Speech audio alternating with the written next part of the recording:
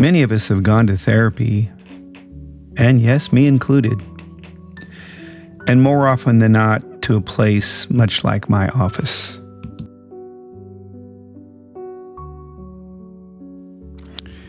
Over the past 30 years, backpacking and hiking have been my therapy. In the forest, where the tufted titmouse and pileated woodpecker talk with me.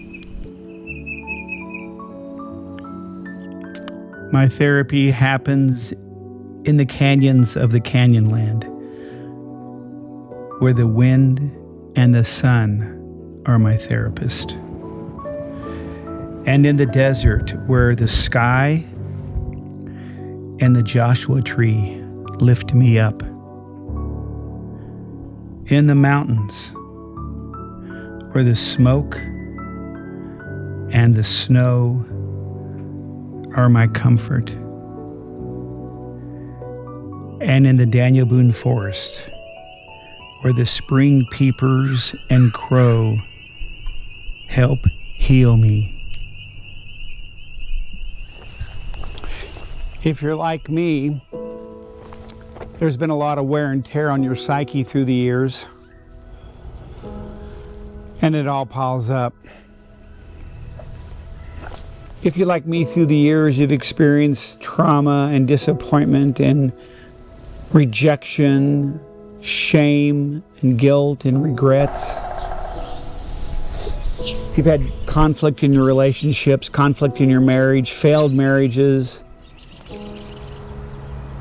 You've had health scares, health problems, problems with your finances, your job. It's all pretty stressful. And on top of all that, we've got all the craziness going on in the world today. It all kind of adds up.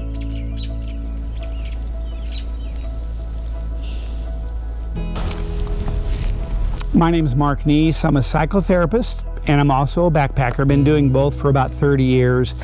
And again, this video is entitled Backpacking is My Therapy. So I want to talk about what that means as introduce you to this topic. And so first I want to talk about the setting. I mean, look at this, just beautiful setting. And I'm going to introduce you to something called forest bathing, but I'm going to expand that to desert bathing and mountain bathing and canyon bathing and river and lake bathing, and expand it to something that I'm calling nature bathing. And it's a way of being cleansed of all of that stuff that I've talked about earlier in this video. The trauma. I do believe that being out here in the woods, being out in nature cleanses me. And I'll talk about some things that you can do to kind of enhance that. But also, that's the setting, that's my office. That's what happens when I'm out here in this beautiful, beautiful setting. But there's also what I do when I'm out here. It's where I'm at and what I do. And part of what I do is something called active imagination. I do a lot of other things. Active imagination is a very, very important part of psychotherapy. Carl Jung promoted it, and I want to share what that really means. And for me, what it means is recruiting those inner resources that you have to help you get through this life. So I want to talk about where you do the therapy, and I want to talk about what you do when you're out here, and that's forest bathing. So stay with me. Next is going to be forest bathing, but I'm going to move it into nature bathing, being cleansed of all the crap that you accumulate through the years. You just feel better when you're out here. So I want to share with you a little bit about how that happens.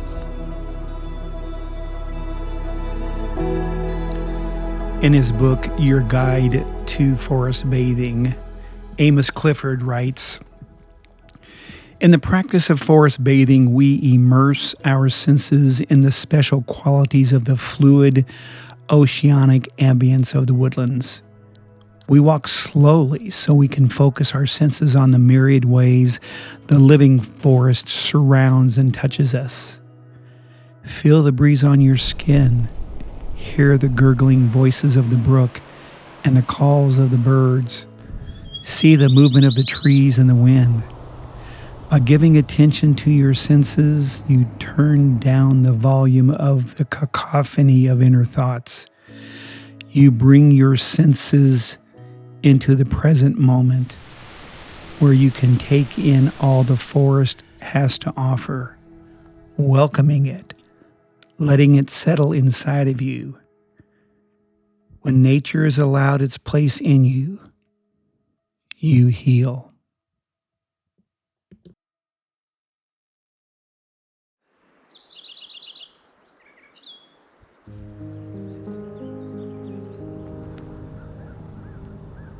That's so good. This one.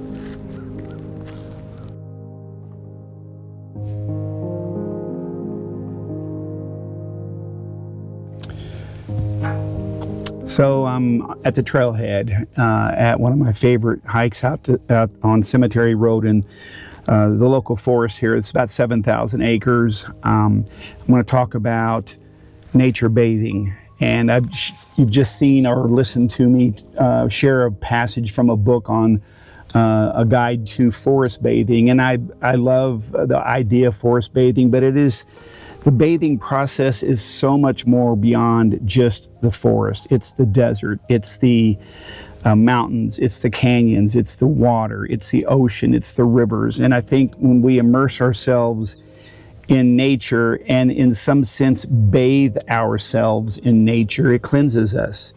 So when I say that backpacking is my therapy, it means that I cleanse myself of all of the crap that I've accumulated day after day after day. So stay with me on these next 10 very brief segments on nature bathing. The first step in nature bathing is you've got to arrive. You got to go. You got to get into the forest. It's sort of like standing in front of a bathtub full of nice, warm, sudsy water. You can't just stand there. You got to get in. You got to immerse yourself into it. You got to disengage from the world, the rat race. So arriving at really is the same as there's got to be a leaving behind. And that's what I love about nature bathing. I'm leaving behind the gadgets and the calendars and my plans for the day. I'm leaving it all behind. And I'm engaging. I'm stepping in to the bathtub. Nature's bathtub. Little birds. Yeah, that's pretty. Look, there's a little bee. Oh, there's a lot of bees.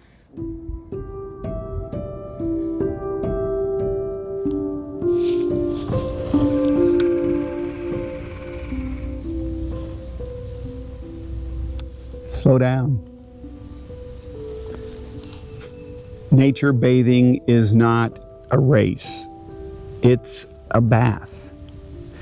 I think we've lost the art of bathing in our culture.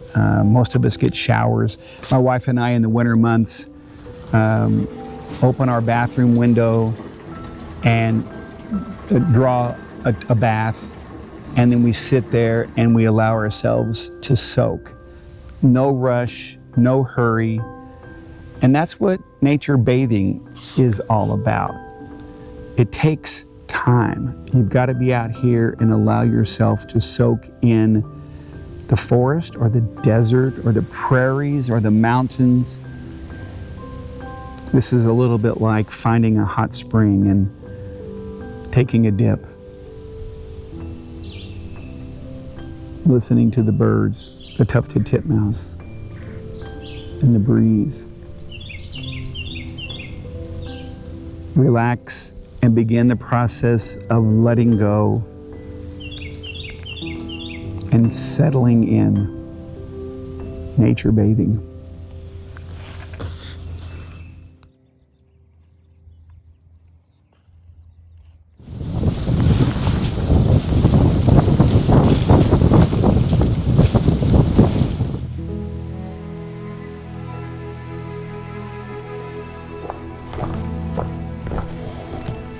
Number 3 is settle in. I think there's a grind to hiking, in some ways kind of a monotony, which is a good thing. We just keep walking. We don't have to think about where we're going. We follow the trail.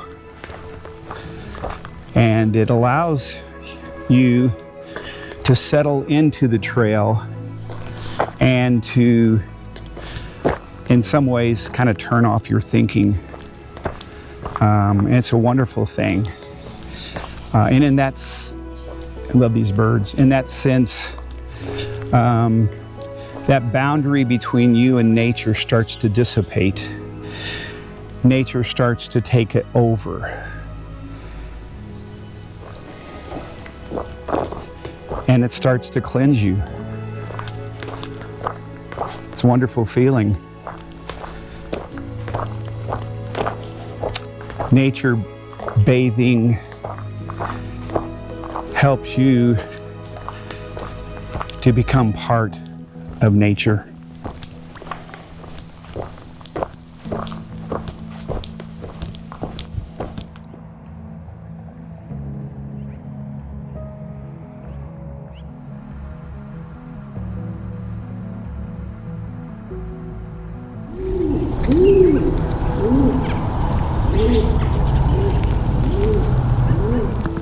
Step 4 is engage your senses.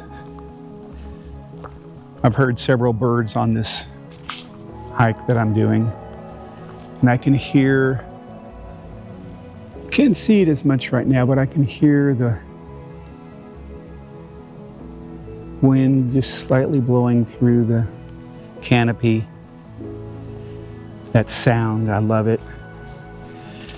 Oftentimes I'll come over and I just have to feel a tree. It's just so solid and rough. It's an oak tree. I think it's a black oak. And then I've got to come down and grab some of the soil and the floor of this forest. I smell it. Oh my God, it smells so earthy. Let me share this with you as well. This is a sassafras. I take one of the leaves and I just sort of mash it up in my hands and grind it in my hands and my fingers. And then, oh my gosh, that's just wonderful. Sometimes I'm out here walking, more so on the edge of the forest, and I'll see blackberries and I'll grab a few. I'll see persimmons laying on the side of the trail, and I'll eat a couple that haven't been rotted. The forest bathing and nature bathing means bathing all of your senses in that environment, in nature. 5 senses. It's wonderful.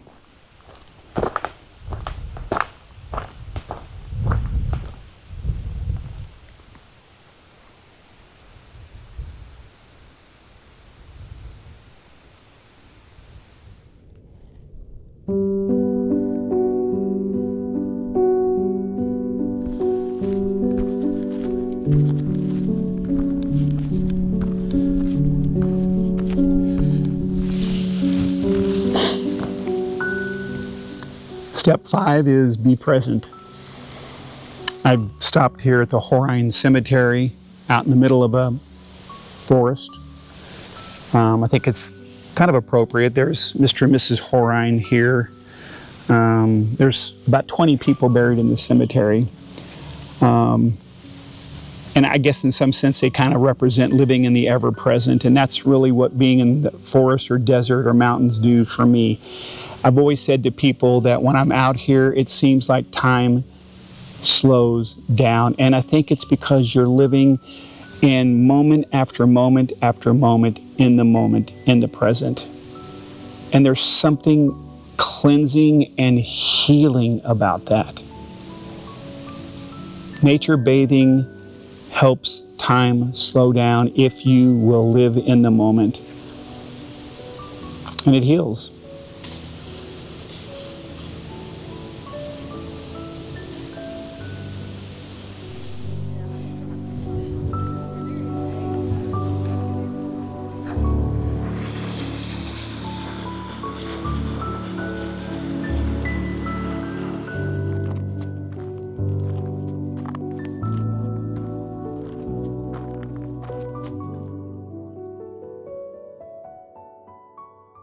How about a little forest interlude? Just enjoying the quiet of the forest.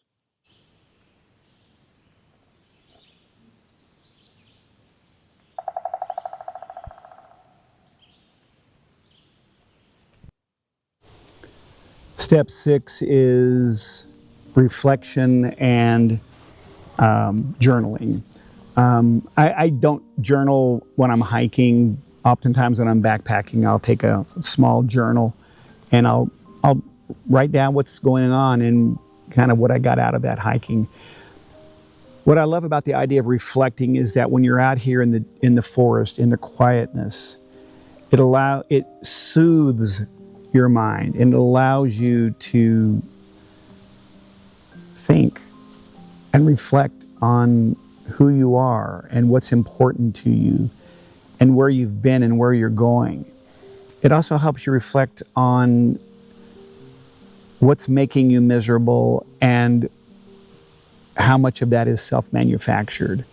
There's this honesty that has to happen in your reflection that brings about growth. And so I think being in the forest gives you that quietness that allows your mind to reflect on who you are and what you're doing to contribute both to your happiness and to your misery, and then sometimes even things that you can do to correct that. I love that about forest and nature bathing, and it happens in every one of the settings of nature that I'm in. I come home with this sense of creativity and this sense of, in a way, a newfound direction for my life. It's a wonderful experience, reflection.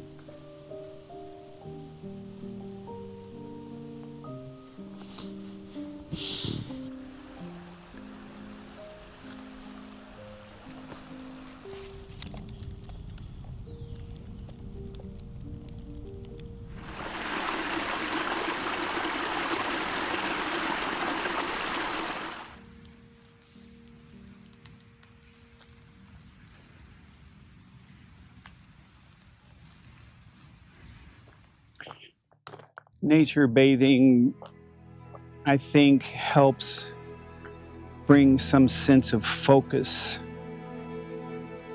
on what really is meaningful and important to you. I love that movie, City Slickers. Jack Palance's character, Curly, and Billy Crystal's character, Mitch, have that conversation. And Jack Palance is trying to teach Mitch what's important. And he says, it's that one thing. And Mitch says, what do you mean that one thing? And of course, Curly says, that's for you to find out. I love it. I'm not sure why nature does it or how it does it, but I think it helps bring into focus what's important. Family, your partner, your business and your company, and doing the right thing, doing the next best thing. There's no malice out here. No malice. Pure goodness. And I think when you bathe in that, you walk away having soaked up that pureness and that goodness. as a way of helping you find meaning in your life.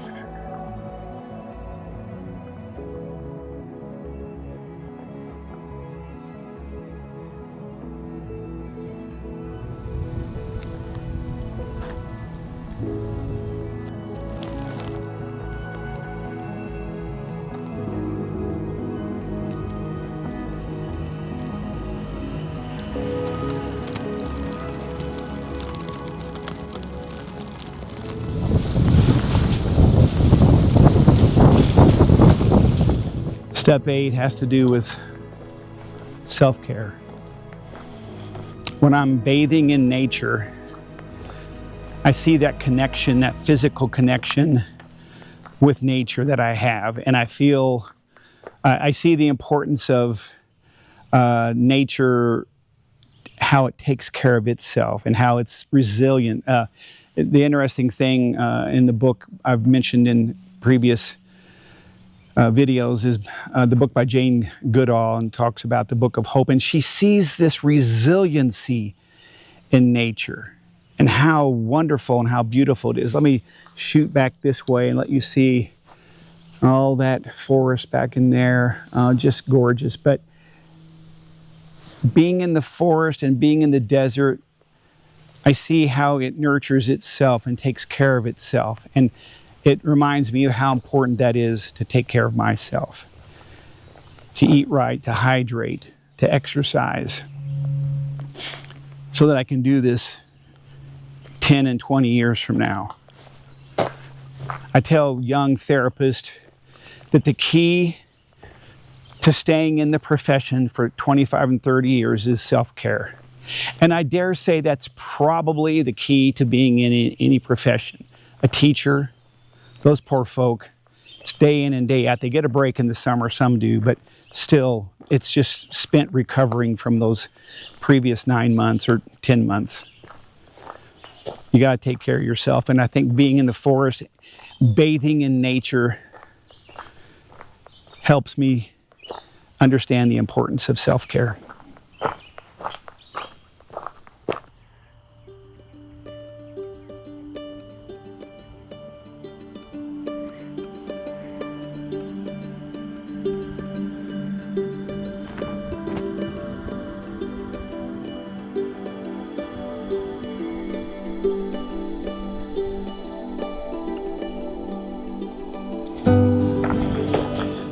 Step 9 is letting go. Again, it's not necessarily a step. I think when you're out here and you are immersed in that bathing process, you're being bathed, you're bathing in nature, I think it allows you to let go of stupid shit. I talk about my mother often. She lost 3 children when they were infants. This was in the 50s. And had a lot of other crises and trauma in her life. And she was able to let go. And I think that that's what the forest helps me do. It puts things in perspective. It helps me see what's really important. Maybe it's the permanence of stuff out here. Maybe this stuff doesn't, I mean, again, there's a lot of blowover here. You know, the trees are blown over, but the forest still stands. I just think that there's a process here that is happening that helps me realize what's important and to let go of this stupid stuff that I keep hanging on to. Letting go.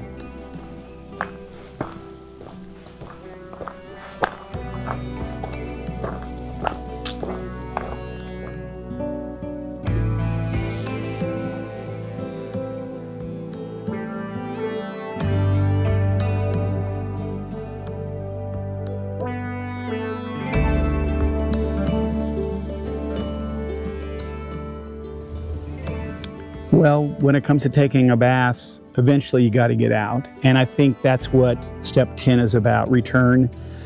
It also means embracing your growth while you're in nature, and then reconnecting. I never dread going home. I never dread going to work on Monday morning after a good weekend of hiking. I love what I do, and I think the reason for that is because I'm able to leave behind stuff that has weighed on me, and then I'm able to take what I got from being out here into my day-to-day living. You might leave behind the forest and the mountains and the desert and the canyons, but you can take with you that healing and that renewal. So you gotta return. You gotta go back into the world, hopefully stronger, hopefully cleaner. So that's nature bathing. I'm going to shift gears here and then move into what do I actually practice when I'm out in the forest and in the desert. And I do a lot of what's called active imagination.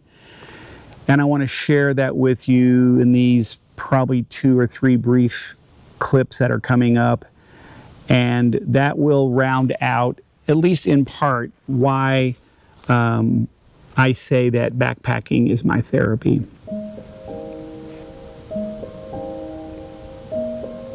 Just beautiful out here.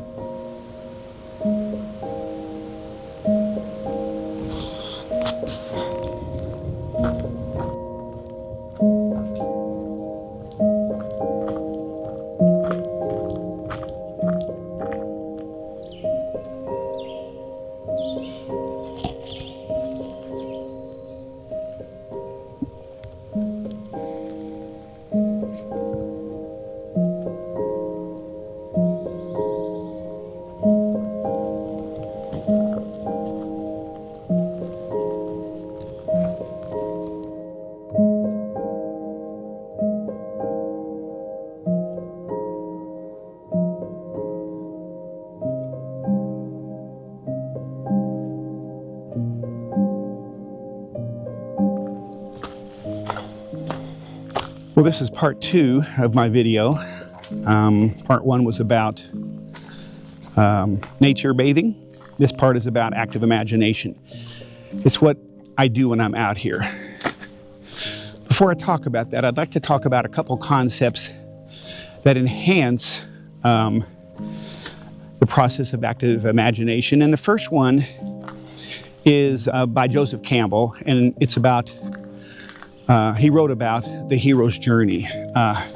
Campbell went around the world studying cultures, and one of the themes that he saw throughout many, many cultures was a hero on a journey, and mostly a journey of self-discovery. Excuse me. And he had parts of the journey or things that were included in that journey, and the first part was leaving your place of comfort. The second was striking out on an adventure. The third was experiencing turmoil. And then you find the treasure and return home. And I believe that when we are out here hiking and backpacking, wherever it is, we're acting out that hero's journey. And I think when we do that, we get to experience what the hero experienced, that sense of that treasure of self-discovery. And I'll talk about that in a minute with Carl Jung. But deep within us, in that collective unconscious, Jung spoke about the archetypal images that are within all human beings, and one of them is a hero. And so I think when we're on this journey, we are making a connection with that inner archetypal image, and it's healing us. That's the treasure, that sense of becoming more connected with who we are, our true self. I love the tarot card of the Fool, because it also illustrates that sense of journey, beginning a journey. The rest of the cards follow through with that journey. So, Backpacking is my therapy because, in a sense, I am acting out the hero's journey.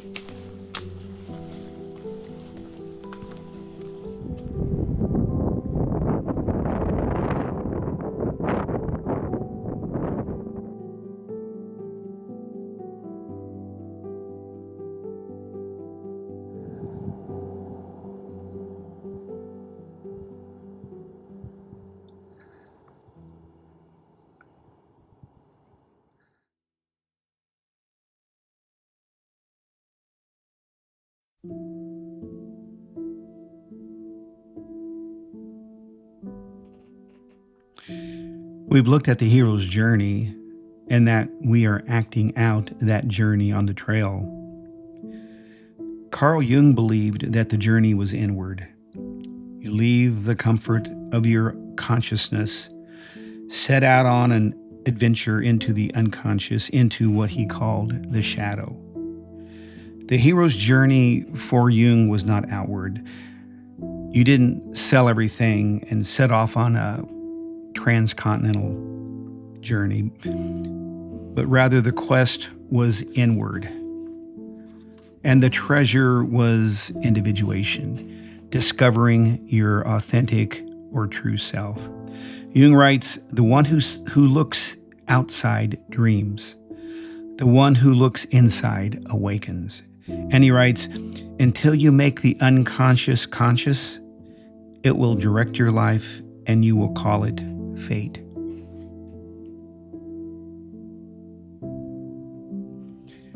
Hiking and backpacking are ways of acting out the hero's journey.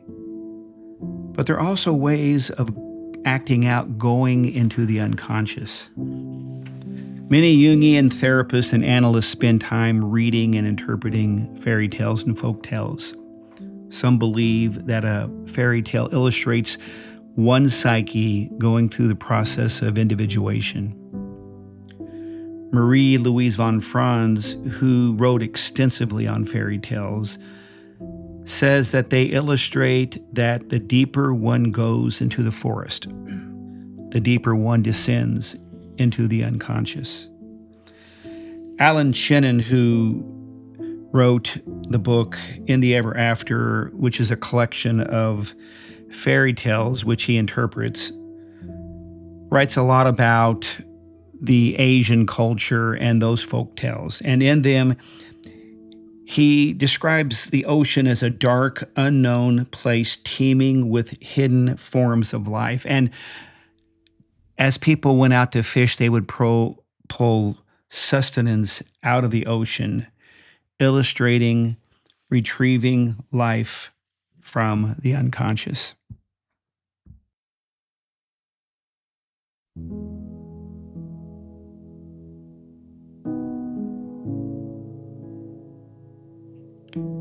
Going inward is not just descending, it's also ascending to the top of a mountain, which symbolizes approaching the self. The self is a mountain, writes Jung, the summit of which is hidden in the clouds. But the desert is also a place where we go to experience the unconscious. It's a place of the wind, which strips away our distractions. When we go into the forest or the mountains or the desert or the canyon, we are acting out, going inward, going into the unconscious, which prepares us for active imagination.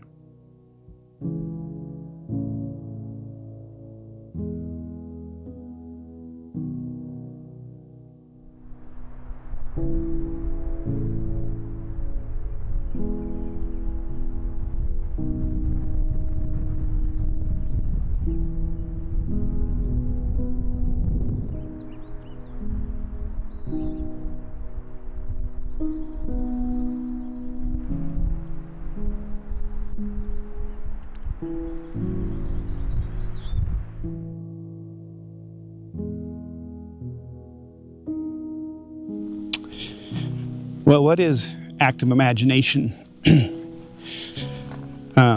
You can define it a lot of ways. I define it as giving your unconscious a voice. And typically those voices are people that live in my unconscious. As an example, my mother, every experience I had with my mother is in my unconscious. And so she's living in my unconscious. And I give her a voice. I ask her questions and she responds back as my mother. And so I've given my unconscious a voice. Same thing with my father, same thing with other people that were important in my life. My good friend Jeff Wilson has passed on. He's in there. All of what I've experienced with him is in there. In large part, I'm doing today what I'm doing because of him, because of the advice he gave me. And so I give my unconscious a voice. And I don't want to go into, do I really believe that they're talking to me? They really are talking to me through my unconscious. So does it matter? I wrote a blog on this called How to Talk with the Dead. And I can tell that people haven't read the blog when they respond, because it's not about, I believe in spirits that haven't gone on, or those movie versions of the spirit world. I believe that within me is living my mother and my father, the experiences I had with them. And so why can't I ask them questions? Why can't I ask them what their dreams were? Why can't I ask them what their frustrations were? Why can't I ask them how they handled life and the stressors in life? And that's what I do. And I use my imagination and my unconscious, and I let them respond. I want to talk about one more thing about active imagination, very important. And it's utilizing or recruiting your inner guide.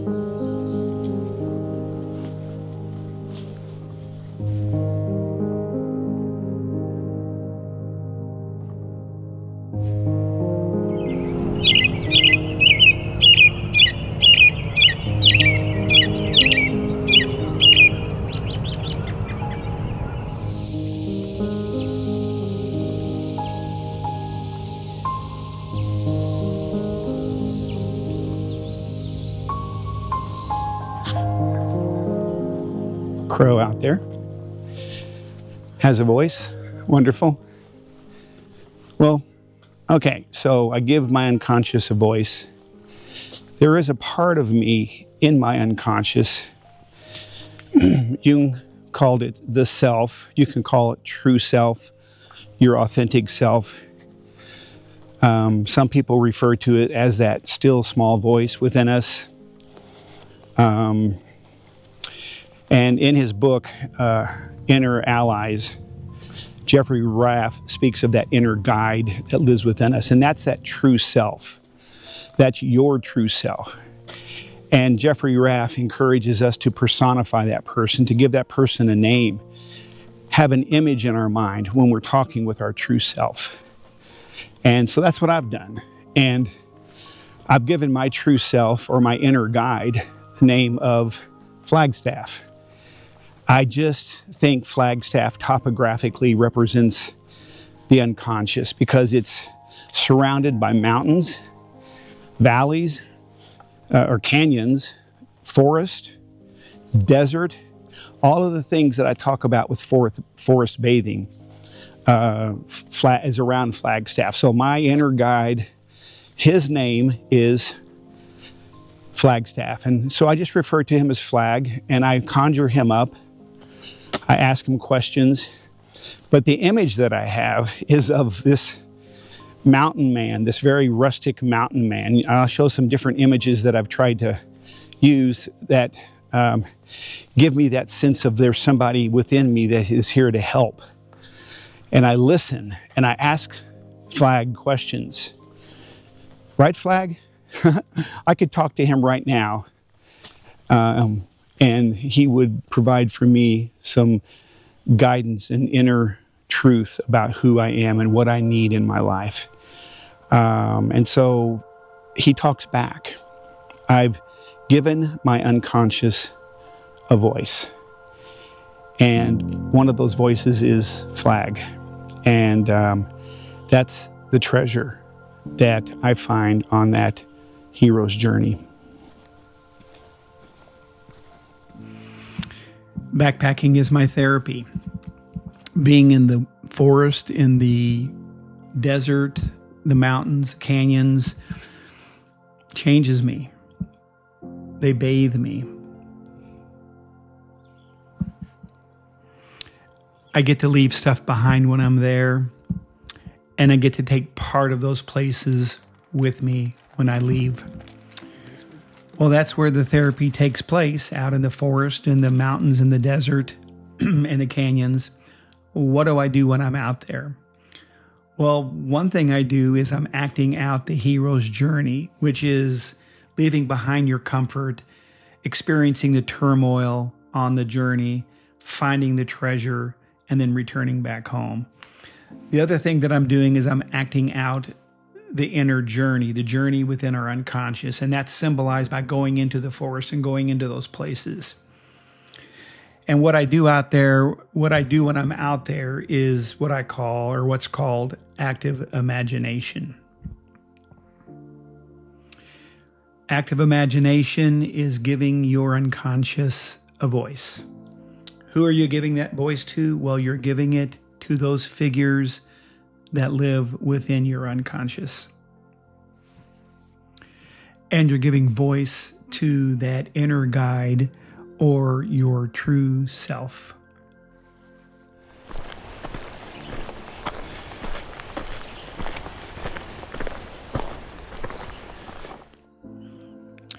All of these people are here to support me, along with my mom and my dad.